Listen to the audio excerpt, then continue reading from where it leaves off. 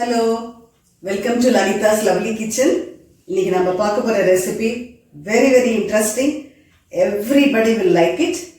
இது வந்து especially during the holiday, Saturday, Sunday அந்த மாதிரி பண்ணினோம்னா the people will be very happy, I assure you. So அது என்ன ரெசிபி அப்படிங்கிறது இப்போ சொல்ல போறேன் உங்களுக்கு. இது வேற ஒன்றும் இல்லை, ரவா ஆனியன் ரோஸ்ட். அதுதான் இன்னைக்கு பார்க்க போறோம். இது வந்து எவ்வளவு சூப்பராக பண்ணலாம் ஆட்டில் அப்படிங்கிறத இப்போ நம்ம பார்க்க போகிறோம். ஸோ இதுக்கு தேவையான சாமான் கொஞ்சம் ஜாஸ்தி இருக்கும். You don't have to get scared. இது வந்து முதல்ல ரவை, சிரோட்டி ரவை அப்படின்னு சொல்லுவா இல்லையா, ஸ்மாலாக இருக்கும். இது சிரோட்டி ரவைன்னு கேட்டால் கொடுப்பா. It's a very small in size. Bombay ரவை இல்லை, அது மீடியம் ரவை, நம்ம உப்புமாக்கு வாங்குறது. இதுக்கு பேர் சிரோட்டி ரவை. ஸோ நான் வந்து இந்த கிளாஸுக்கு 1 கிளாஸ் சிரோட்டி ரவை எடுத்துட்டுருக்கேன். அதுக்கு ஹாஃப் இது வந்து அரிசி மாவு. இந்த டம்ளருக்கு ஹாஃப் டம்ளர் அரிசி மாவு. இந்த டம்ளருக்கு 1/4 டம்ளர் மைதா மாவு. ஓகே, மைதா மாவு 1/4 பாகம், 1/2 பாகம் அரிசி மாவு. அதுக்கப்புறமா 1 கிளாஸ் ஃபுல்லாக கோபுரமா ரவை எடுத்துட்டு இருக்கேன். இதை வந்து முதல்ல நம்ம எப்படி கரைக்கணும் அப்படிங்கிறத காமிக்க போகிறேன். அது கரைச்சி வந்து ஒரு 1/2 hour மேலே அது செட்டில் ஆகணும். அப்போ தான் அது நல்லா ஊறணும். ஃபர்மெண்ட் ஆனால் தான் தோசை வந்து கிறிஸ்பியாக சூப்பராக வரும். அதனால அதை எப்படி கலக்க போகிறோன்னு காமிக்கிறேன். அதுக்கு முன்னாடி நான் ஆனியன் அண்ட் ரவா ரோஸ்ட்டுன்னு சொன்னால ஆனியன் வந்து சின்னதாக கட் பண்ணி வச்சுட்டுருக்கேன். அதுக்கப்புறம் இதுக்கு வேணுங்கிறது 2 பச்சை மிளகாய் பொடிசாக நறுக்கி வச்சுட்டுருக்கேன். ஜீரகம் அதுக்கு ஆட் பண்ண வேண்டியது. அதுக்கு ஆட் பண்ண வேண்டிய உப்பு, தேவையான உப்பு எடுத்து வச்சுட்டுருக்கேன். அதுக்கப்புறம் தேங்காய் துருவி வச்சுட்டுருக்கேன்.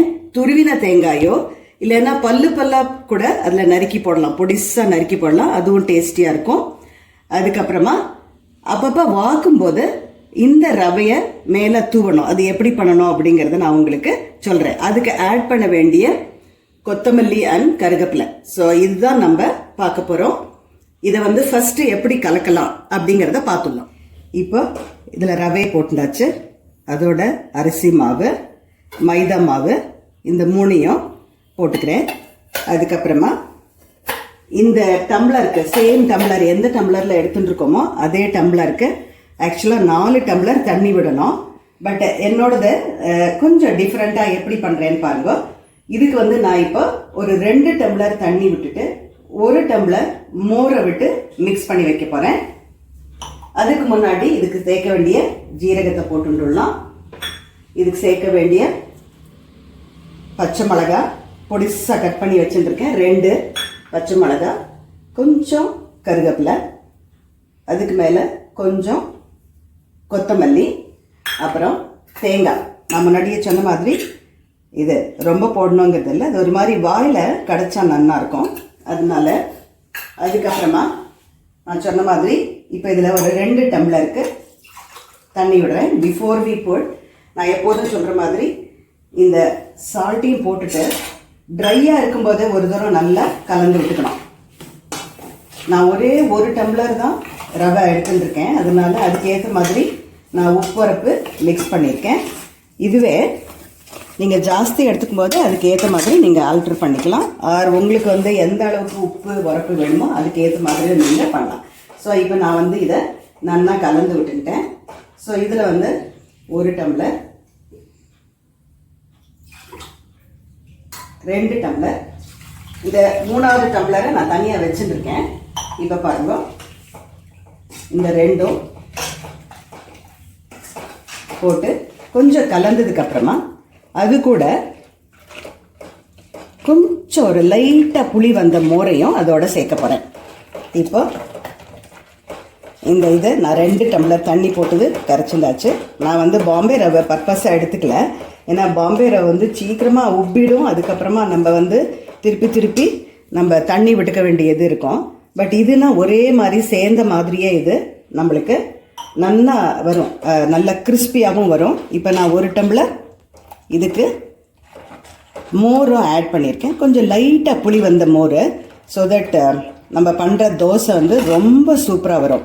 இப்போ வந்து மாவு ரெடி பண்ணியாச்சு. நெக்ஸ்ட்டு இதுக்கு தேவையான என்ன மாதிரி சூப்பராக ஒரு சட்னி அரைக்கலாம் அப்படிங்கிறத பார்க்கலாம். இதை வந்து we will keep it aside half an hour at least for getting set. நல்ல ஃபர்மெண்ட் ஆட்டம். அதுக்குள்ளே சட்னி எப்படி பண்ணுறதுன்னு பார்க்கலாம். இப்போது இந்த ரவா தோசைக்கு போகிற மாதிரி சூப்பராக ஒரு சட்னி அரைக்க போகிறோம்.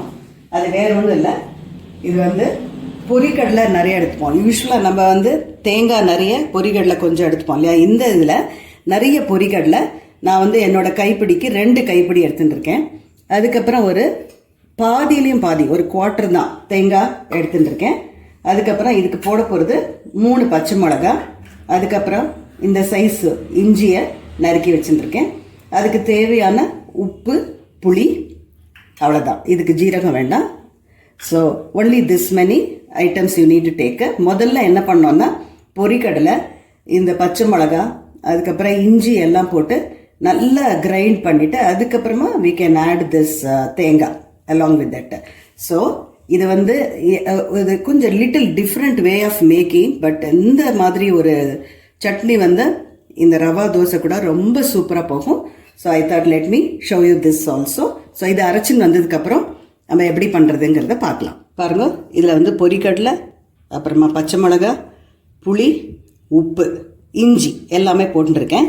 இதை வந்து நல்லா ஒரு 2 திருப்பினதுக்கப்புறம் மற்றது எப்படி ஆட் பண்ணலாங்கிறத பார்க்கலாம். பாருங்க, இது நல்ல பவுடர் ஆகிடுது. இந்த சமயத்தில் நம்ம இதோட தேங்காய், அதுக்கு போட வேண்டிய கொஞ்சம் கொத்தமல்லி, அப்புறம் கொஞ்சமாக கருவேப்பிலை, இதையும் இதோட போட்டு அரைச்சின்னு வந்துடலாம். ஒரு ½ an hour ஆயாச்சு. நான் இது கூட கொஞ்சம் ஹிங்கு, பெருங்காயம் கொஞ்சம் சேர்க்குறேன். அதுக்கப்புறம் உங்களுக்கே தெரியும், ஒரு டம்ளர் தண்ணியை நான் மிக்ஸ் பண்ணாமலே வச்சுருந்தேன். இப்போ வந்து அதையும் அதோட ஆட் பண்ணிடலாம். ஸோ இது வந்து ஒரு 5 minutes ஊறியாச்சு. ஸோ இது ரெடியாக இருக்குது. இந்த மாதிரி மாவு இந்த மாதிரி கன்சிஸ்டன்சி இருந்தால் போகிறோம்.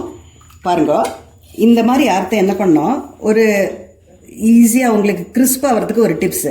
இவ்வளோ நெய் அது மேலே விட்டுருக்கேன். ஒன்று, நம்மளுக்கு அந்த தோசையும் ரொம்ப சூப்பராக நெய் வாசனை அடிக்கும். 2வது, நம்ம பண்ணும்போது அந்த தோசையும் அவ்வளோ கிறிஸ்பியாக வரும். இப்போ நான் வந்து இந்த தோசை தவாவை ஏற்றி வச்சுட்டுருக்கேன் நான். ஸோ ஃபஸ்ட்டு முதல்ல சுட்டுருக்கான்னு பார்க்கலாம், நம்ம எப்போதும் பண்ணுற மாதிரி. ஓகே, ஸோ இப்போ ரெடி ஆகிட்டு நம்ம என்ன பண்ணோம், இந்த தோசையை வாக்கும்போது மேலாக இந்த ரவையும் கொஞ்சம் கொஞ்சம் அது மேலே தூவ போகிறேன். அப்போ உங்களுக்கு தெரியும் அது வந்து எவ்வளோ கிறிஸ்பியாக வரும் அப்படின்றது. ஒன்று, நெய் போட்டுருக்கோம். 2வது, அந்த ரவையும் மேலாக போட போகிறோம். ஒன்று, நீங்கள் டைரெக்டாக இதிலே போடலாம், இல்லை வாத்தப்புறமும் போடலாம். பாருங்கள், இது வந்து நான் குழிக்கெள்ளி தோசையெல்லாம் சொல்கிற மாதிரி இதை வந்து சுற்றி தான் விடணும். நம்ம நார்மல் தோசை பண்ணுற மாதிரி பண்ண முடியாது. ஸோ இந்த மாதிரி பண்ணிவிட்டு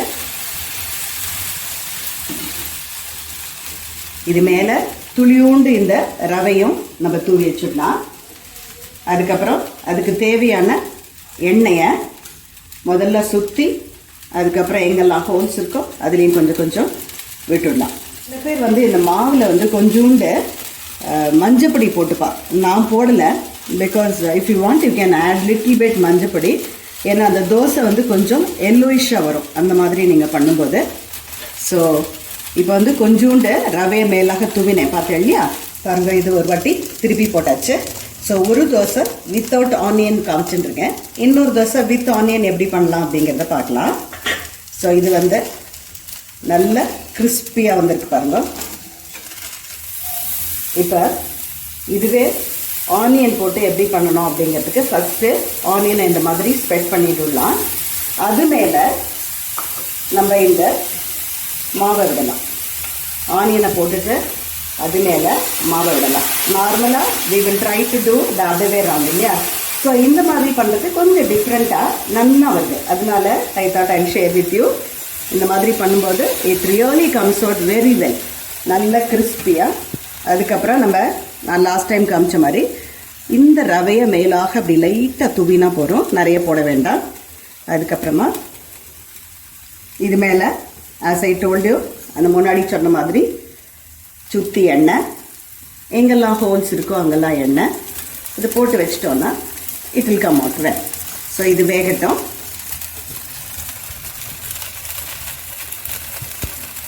இதில் பார்க்கும்போது ஆனியன்னு நம்ம போட்டுக்கிற பச்சை மிளகா ஜீரகம் எல்லாம் ஒரு மாதிரி பார்க்குறதுக்கும் colourful, taste will be heavenly, I can assure you. இது வந்து ஆனியன் போட்டு கொஞ்சம் திக்காக பண்ணினால நான் திருப்பி போடுறேன். இதுவே நம்ம இந்த மாவை வந்து இன்னும் தின் பண்ணிட்டோன்னா we can easily make only one side. அப்படியே நம்ம மசால் தோசைக்கு பண்ணோம் இல்லையா ஃபோல்டிங்கு, அந்த மாதிரி பண்ணி நம்ம கொடுத்துடலாம். It will be very nice. But இப்போ வந்து நான் ஆனியன் வேறு போட்டிருந்தது இல்லையா, அதனால கொஞ்சம் ஒரு திக்காக பண்ணியிருக்கேன். ஸோ இது பார்க்கலாம் எப்படி வருதுன்னு. பாருங்க, அதர் சைடு ஆல்சோ நல்ல கோல்டன் கலரில் வந்துருக்கு.